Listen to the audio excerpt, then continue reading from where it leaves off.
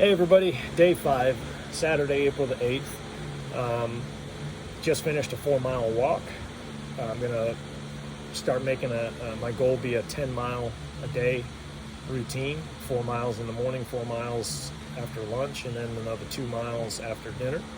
I actually pulled off 10 miles yesterday. I did 4 separate walks and did 10 miles. It felt great. The upside of my hips, in the hip flexor areas, let me tell you, they were sore. They were very sore. But that's just because I don't walk 10 miles ever. So I'm a walker. I have to, because of the hip injury. Ever since that and rehabbing that, I've stayed out and walked just because I need that thing to have its full range of motion. I need to keep it active. It still fights me quite a bit. It rears its ugly head. And it puts me through a good bit of pain here and there. It's not even close to 90%, in my eyes. Doctors are super happy with it, but for me, I'm not, because there's a lot that I still can't do, that I used to be able to do, So on the back side of it, meaning back injury, back surgery, my goal now is going to be 10 miles a day. That'll rehab my hip, it'll rehab my back, and it's a doable goal. Again, I talked to the doctor a couple days ago, and they said, yeah, absolutely, you can walk as much as you want. It won't cause any injury. In fact, it'll do nothing but be better for you. So that's what I'm doing. And look, you if you're struggling with that yourself, get off the couch. Just get up and go do it. No one's telling you got to do 10 miles a day. No one's telling you to run a 5K. But living that sedentary life is going to cost you. Eat right, diet right, drink right. Put down the bag of chips and the soda and get off the couch watching TV all day. Being sorry for yourself is not going to do anything but cause you more grief and pain. You got to get up. You got to get moving. The world doesn't stop because you do. So you got to, that wall pops up. You got to be the juggernaut and knock it down. You've got several ways of getting around a wall. You can either try to find the end and go around it. You can try to dig and go under it. You can try to climb and go over it. Or you can do my method, which I prefer, and that's just knock it down. Break the barriers down. Don't let them even stand in your way. Don't you know who I am? I'm the Juggernaut!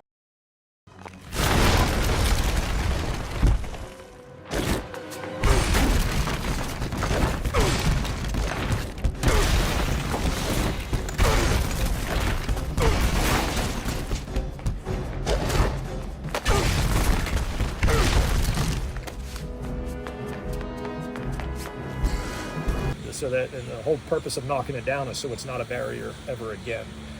If you walk around and choose the easy way around it, what happens when it comes back, you turn around and you have to go back? It's there again. You got to walk back around, right? It sounds like a stupid analogy, but think about it. If you break the barrier and you knock that down, it's not a barrier anymore, because it's a mindset.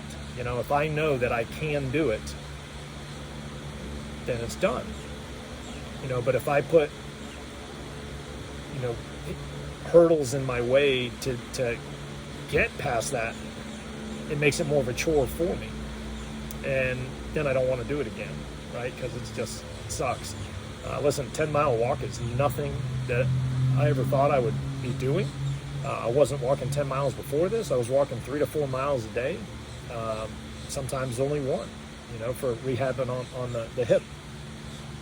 But this is a big deal, and when the doctor says you can walk as much as you want and it's going to do nothing but benefit you, game on. So I make a goal, and I achieved it yesterday. I did 10 miles yesterday, and I'm going to do that on a daily basis.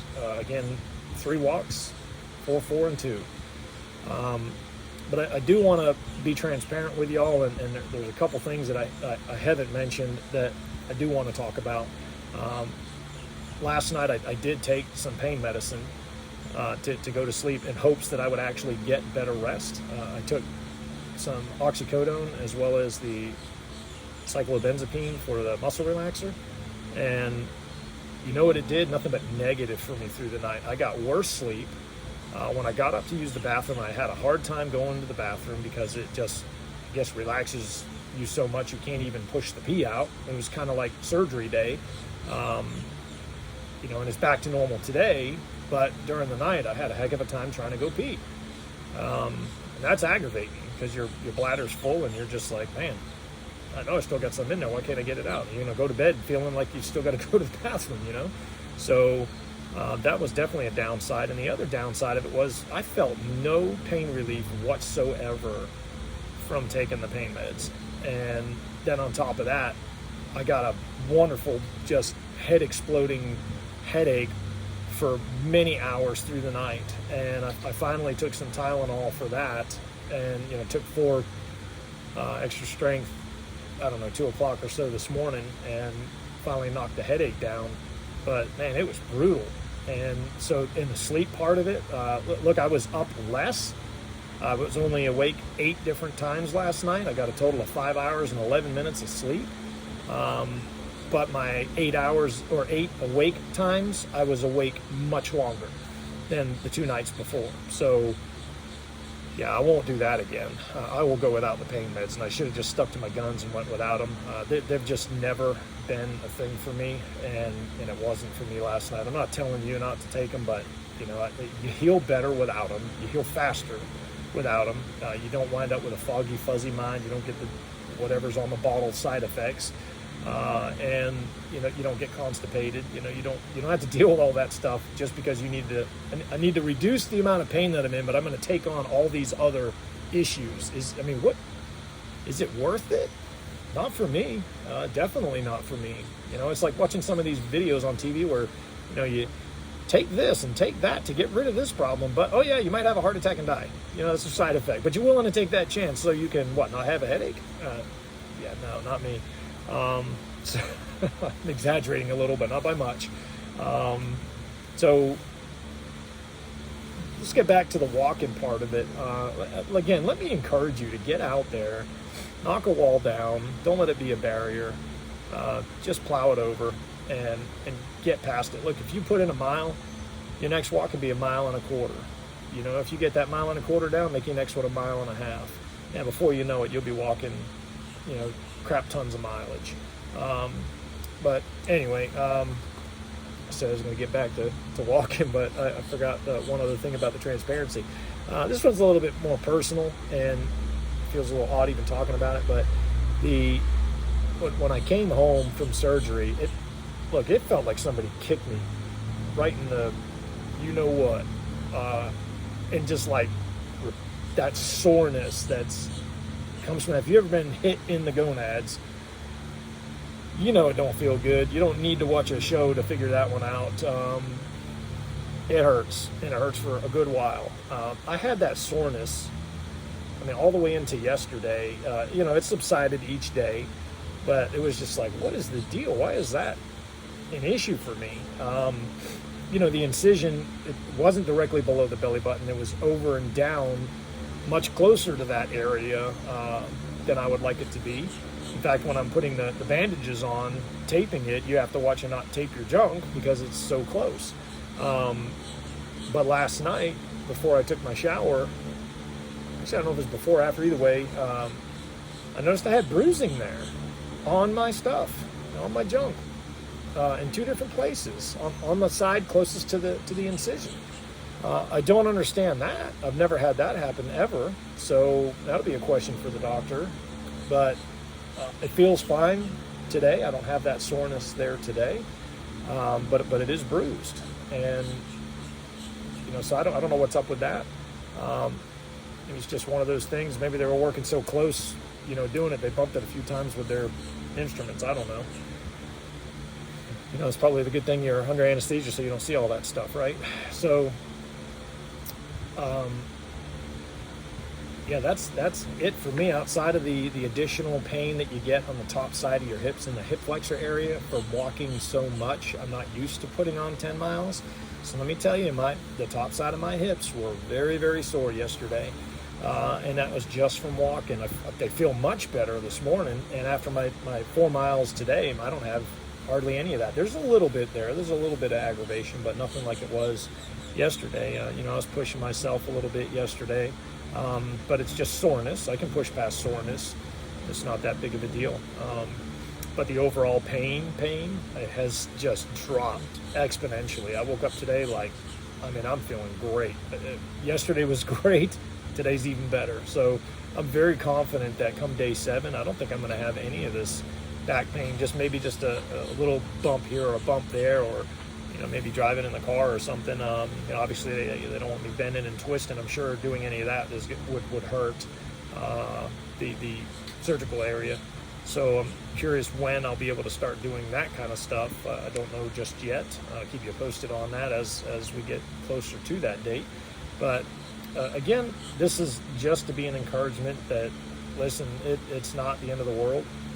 This is working. For me, it's working. I don't have any of that back pain. I drove the truck again this morning to the corner store. It actually did better than yesterday. The bumps weren't as painful. But again, we're talking a couple miles down the road, so not a tremendously far drive.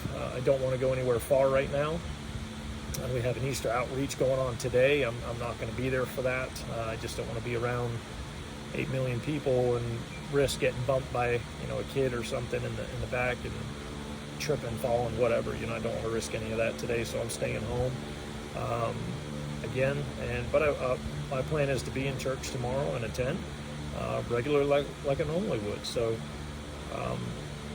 again, you can't stop because the world doesn't stop because you do. So and you just can't stop and sit down and live a sedentary life. It's just going to make it worse on you. Get up, get moving, deal with some of that soreness. If you're looking at getting this surgery and it's down the road, do yourself a favor, drop weight, get thinner, get healthier, and start walking ahead of time.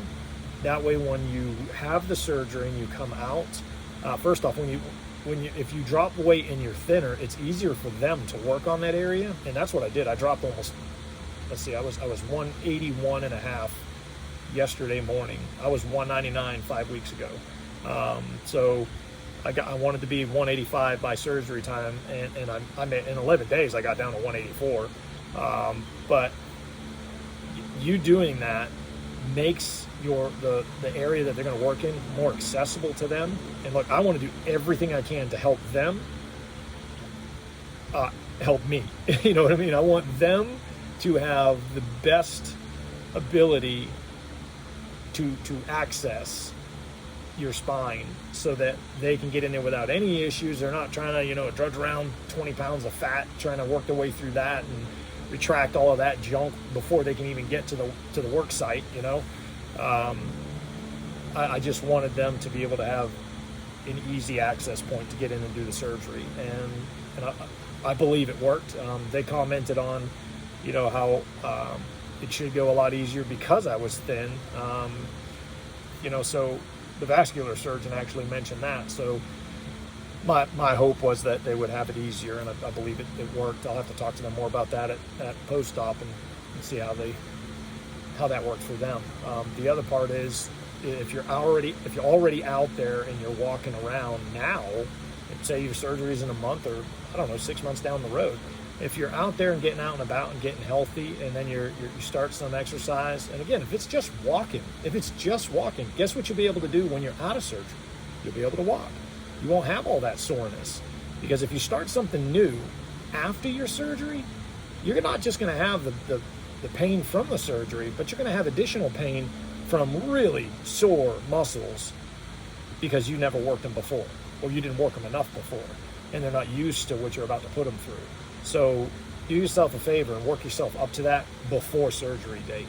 Then after surgery, it'll be a breeze. It'll be much, much easier on you.